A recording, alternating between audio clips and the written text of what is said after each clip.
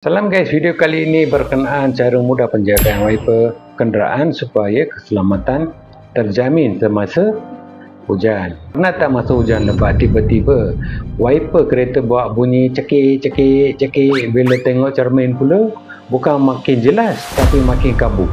Ini aku nak kongsi cara mudah jaga wiper blade supaya pemandangan kita masa memandu sentiasa jelas dan juga perjalanan lebih selamat. Okey, yang pertama, bersihkan wiper.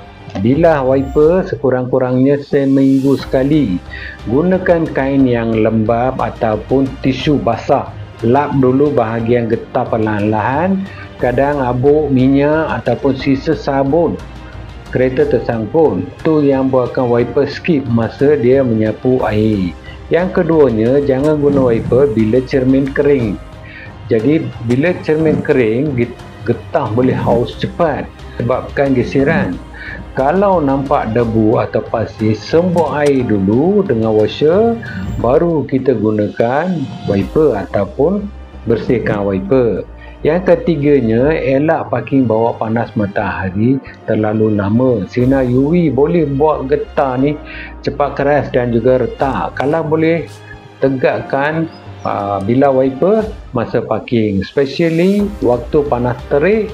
Dan keempat, tukar wiper sekurang-kurangnya 6 hingga 12 bulan. Jangan tunggu sampai nampak garisan air ataupun bunyi pelik-pelik baru nak tukar. Ni murah saja. Dan yang terakhir, guna pencuci cermin yang betul. Elak guna air pahit biasa yang ada klorin.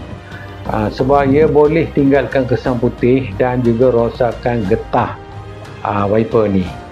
Jadi dengan langkah-langkah mudah ni, anda sebenarnya mampu jaga ketahanan getah wiper sekaligus menjamin keselamatan semasa memandu.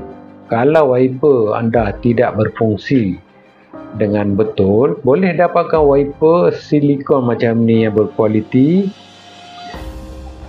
dekat sini ataupun dekat deskripsi di bawah. Jagalah keselamatan semasa memandu dalam keadaan hujan.